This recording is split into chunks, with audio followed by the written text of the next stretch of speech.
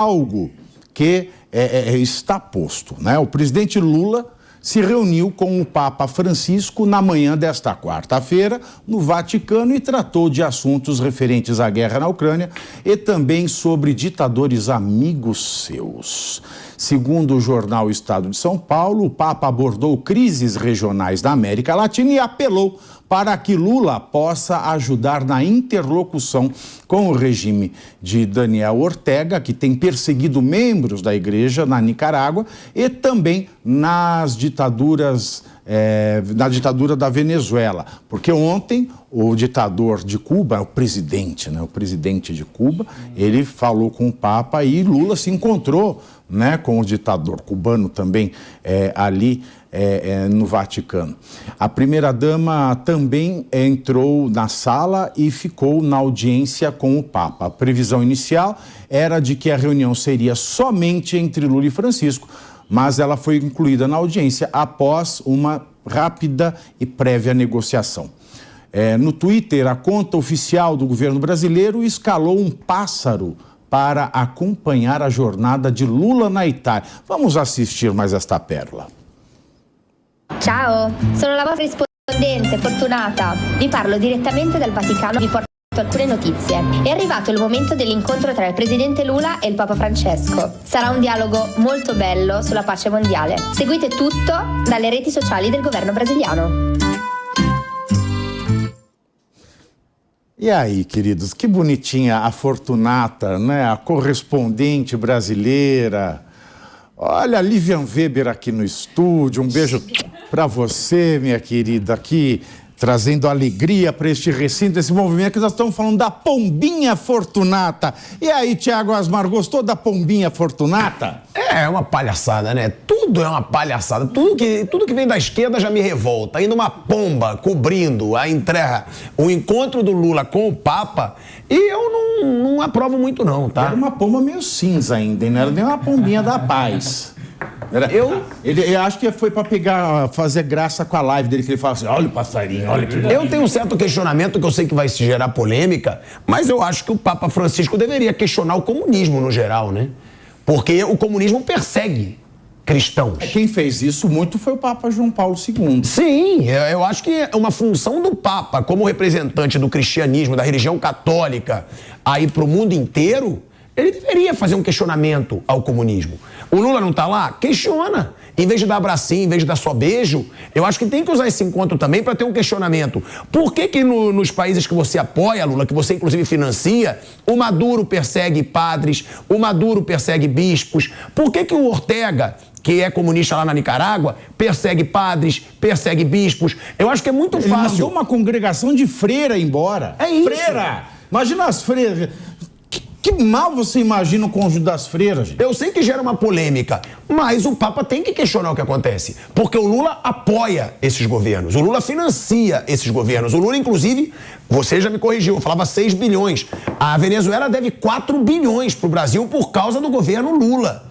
Não por causa do governo Bolsonaro, que nunca recebeu ditador criminoso aqui no Brasil, como fez o Lula. Então, eu acho sim que deveria partir do Papa não só dar abraço, receber o Lula, mas questionar. Como que você apoia o comunismo como ele acontece nesse momento na América? Porque o que acontece na América do Sul, principalmente, tem perseguição a lideranças católicas. E isso um Papa precisa se pronunciar como representante da Igreja Católica, na minha opinião. Exatamente. E só corrigindo uma informação, ontem a gente estava em dúvida se o número de evangélicos tinha ultrapassado o número de católicos, mas pelo censo ainda, o Brasil é o maior país católico do mundo, que 50% da população se declara católica, apostólica, romana. Né, Diego, o que você acha dessa visita? Você acha que o Lula ele ainda vai ter a oportunidade de servir de intermediador ou ele vai ignorar? Porque você acha que ele vai chamar na chincha o Ortega, ele vai chamar na chincha o Maduro, falar, olha, você está fazendo perseguição. Então, por que a religião católica tem um representante, né? Exato. Se ele não vai questionar perseguição a católicos, para que tem um representante? Bom, Pavi, boa tarde para você, boa tarde, Elaine, Carol, Pilhado. E o Lula precisa se decidir, né? Ele não pode sair na foto com o Papa e também apoiar Daniel Ortega. O Pilhado colocou aqui muitos casos de perseguição de católicos nesses países de esquerda. Eu quero relembrar por que Daniel Ortega é tão lembrado quando se fala em perseguição ao público católico. Porque no fim de 2022, ele mandou prender o bispo Rolando Alvarez, que ele era conhecido justamente por denunciar todas as violações aos direitos humanos que aconteciam lá na Nicarágua. Então, é isso. O Lula precisa muito esquecer do governo dele de 2002 e lembrar que ele está em 2023, onde tudo que ele faz é visto a todo momento. Então, nós temos hoje meios de saber aonde o discurso dele encontra colisão nele mesmo. Quando ele diz uma coisa aqui e ele vai ao Vaticano e diz outra que não tem nada a ver com o que ele disse inicialmente. Então, fica muito feio, tá muito feio isso, e eu duvido muito que ele vai pegar esses companheiros aí, como o Pavinato disse, e chamar na chincha, trazer e falar, opa, peraí, o que está acontecendo aí? Você precisa voltar a ser uma democracia. Ao contrário, o Lula tem remado contra a democracia aqui no Brasil. Imagina se ele vai pegar esses regimes ditatoriais e tentar transformá-los em democracias mais virtuosas. Agora a gente não pode deixar também de elogiar, né, Pavinato, aonde tem que elogiar, né? O Lula está cumprindo aí a promessa da Frente Ampla, né? Já colocou pássaro na live, elegeu agora uma pomba para ser a correspondente italiana, tá cheio de tucano aí no governo dele, então tá cumprindo bem aí a questão da Frente Ampla. É ecológico e o governo em si é um mico-leão dourado, né? Dourado porque cheio de dinheiro, cheio de ouro. Agora, e não é só lá que tem pássaro, né? Na live do Lula, ele também citou os passarinhos. Cadê a sonoplastia? Cadê os passarinhos? Ó, aqui também tem passarinho, olha que bonito. Coisa linda. Foi passarinho. Dá até pena de ver. Olha o passarinho. Dá até pena de ver aonde o show foi parar, né? Que loucura. Pitafilgo. Me sinto a própria. Pitafilgo. Bom, e agora, neste momento, está acontecendo também lá, em Roma. Para quem não sabe, o Vaticano fica em Roma, tá, gente? É um estado independente, é o menor estado, o menor país do mundo. Uns quarteirãozinhos. Né? E você sabe que é uma coisa engraçada, né? O Lula fala com Maduro, fala com Ortega, e o Papa, nas formas de governo da ciência política, ele é um monarca absolutista, né? Se a gente for pensar. Porque ele é o rei absolutista do menor estado do mundo. É verdade. Né? É verdade. Nós temos aí essa forma, né? Se a gente for encarar na ciência política, mas ele está se encontrando com a Meloni, com a Giorgia Meloni, agora lá em Roma. Né? E eu acho engraçado, porque até ontem, quando ele desembarcou em Roma, ele não queria se encontrar com a Giorgia Meloni. Aí ontem à tarde... Aí não, com o Itamaraty confirmou que ele ia se encontrar com a Giorgia Meloni. E agora a reunião estava prevista para começar agora meio-dia. Até a produção, se ela puder olhar, né, ver se essa reunião acabou, se tem alguma coisa, alguma declaração, seria interessante. Mas o interessante era que ele vai lá, dá beijinho no Maduro, fala com o Fernandes 20 vezes, dá abraço no Xi Jinping, fala com o Putin, mas a Meloni, ela é primeira-ministra de um Estado democrático. Na Itália, não tem ninguém preso por ser oposição a Meloni. Não tem. Non c'è.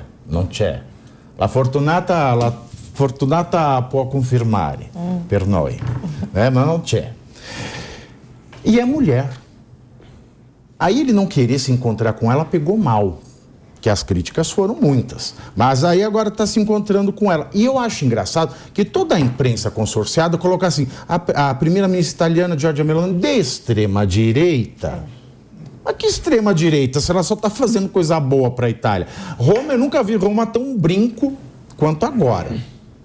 A Itália voltou à rota de ser um país interessante para se investir.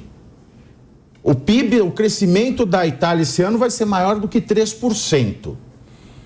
Essa mulher, ela é um avião comandando a Itália.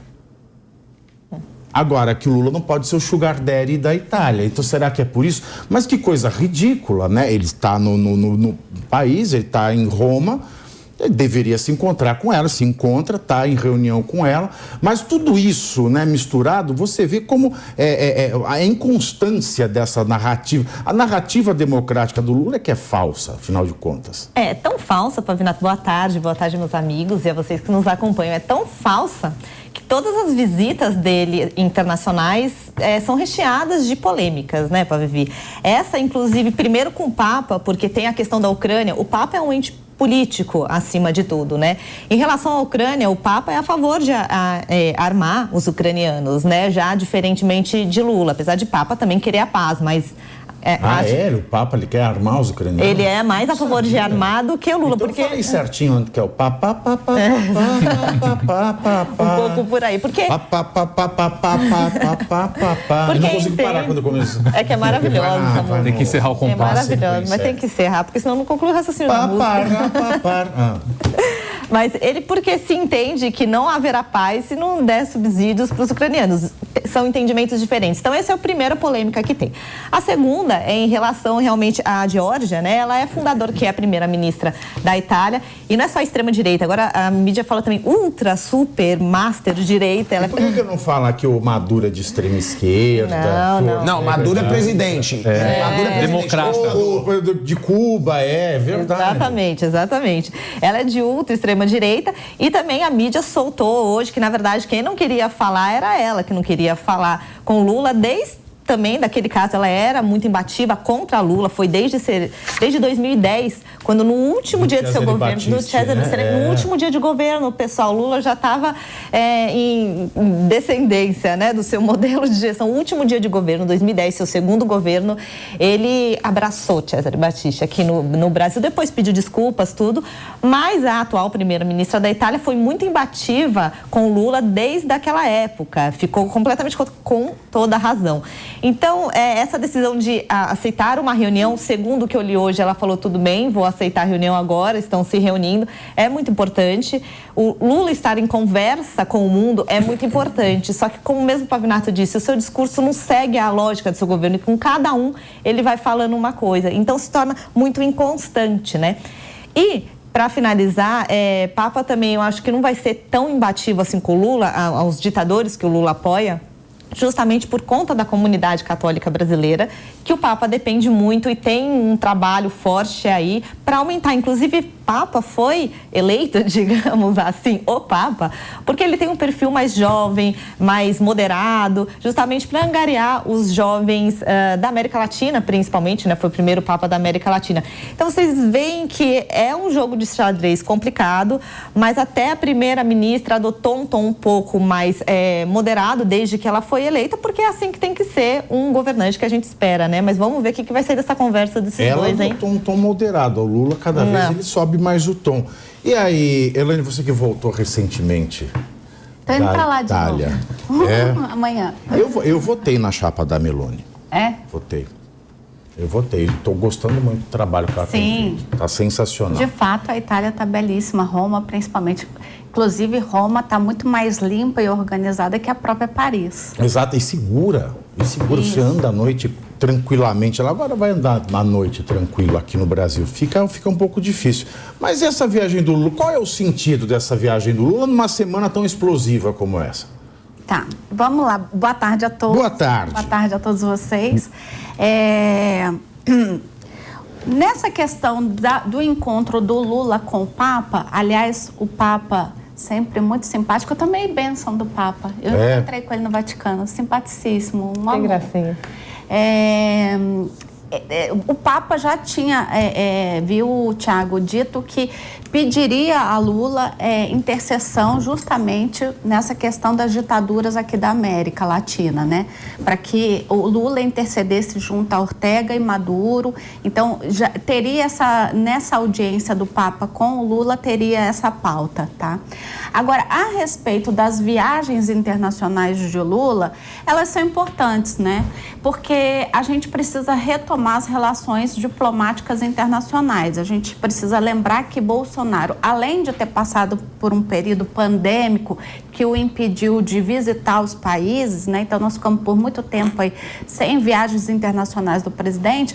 Para além disso, o Bolsonaro teve aí uma série de embates com a própria China, que é um dos principais mercados compradores do Brasil. Se vocês lembrarem, lá em 2018, quando ele ainda era pré-candidato a presidente da República, ele foi com os filhos para Taiwan e aí teve ali já uma rusga com a China. E seguiu adiante essa rusga quando ele disse que a China não queria comprar do Brasil, mas queria comprar o Brasil, né? E vale lembrar que na Corte de Haia, lá na Holanda, né, correm processos contra o próprio Bolsonaro por conta aí da possível genocídio com relação à pandemia, com relação aos índios e ao meio ambiente brasileiro. Então, a relação internacional no período Bolsonaro foi muito ruim. Então, é preciso que a gente retome, sim, as relações internacionais, até porque o último presidente que fez isso muito bem foi FHC, que daí deixou um país com um mercado internacional totalmente aberto, que favoreceu muito o governo de Lula I, né? O primeiro mandato de Lula foi totalmente beneficiado justamente por essas boas relações internacionais que fez FHC enquanto presidente. E é isso. Nesse sentido, acho que é importante, Pavinato, sim, essas viagens internacionais, e acho, sim, que ele tem que confrontar temas como a questão da ditadura. Também acho que esse é um tema bastante frágil, que Lula precisa parar. Acostumado a falar do Bolsonaro. Precisa parar É que o Lula fala tanto Bolsonaro. Isso, e criticar também, porque de fato alguém que se diz, como ele se diz, um presidente defensor dos direitos humanos, não coabita com a ideia de apoiar Maduro e Ortega. Não, também. Ô, Pavi, eu só acho que a gente tem que reforçar isso que você disse, né?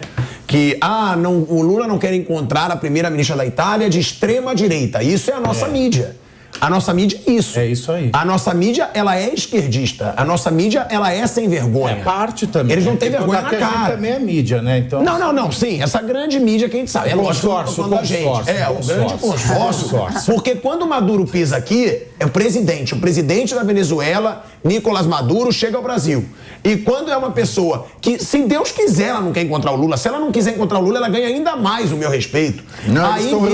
Aí vira extrema-direita. É uma narrativa, o Lula que gosta de falar de narrativa, a narrativa de grande parte da imprensa não tem vergonha na cara. A nossa imprensa, em grande parte, muitas inclusive sustentadas pelo Lula, não tem vergonha na cara. Uma política que, vou ser sincero, o Pavinato falou aqui, não sabia que estava fazendo essas mil maravilhas na Itália, mas que está fazendo um grande governo, vira uma pessoa de extrema direita porque a mídia brasileira quer. Porque a mídia brasileira não tem vergonha na cara, porque a mídia brasileira nem sabe do que se trata a pessoa, só que ela tem que o quê? Defender o Lula. O Lula não quer encontrar porque ele é de extrema direita, é uma pessoa perigosa, e o Lula é uma pessoa tão democrática que não vai encontrar. E é isso que as pessoas recebem em casa. O presidente tem uma pombinha de correspondente. Pois é, e olha só até onde vai a narrativa. A pomba gira e é fortunada. A Elaine citou aqui que o Lula está reconstruindo os laços democráticos, enfim, os laços diplomáticos democráticos. A democráticos é que ele não está reconstruindo mesmo. Os laços diplomáticos do Brasil com o resto do mundo. Mas, veja só, ele não queria conversar com a primeira-ministra italiana, assim como ele não quis falar com o Zelensky. Assim como ele deixa de falar com outros líderes mundiais extremamente importantes para o comércio brasileiro. Ele só está se reunindo com os companheiros, aqueles que congregam das mesmas ideias ideológicas. Eu juro por Deus, eu não entendo o que ele foi viajar agora. Mais uma vez. É isso que eu não entendo. Tem que tirar a Janja de casa.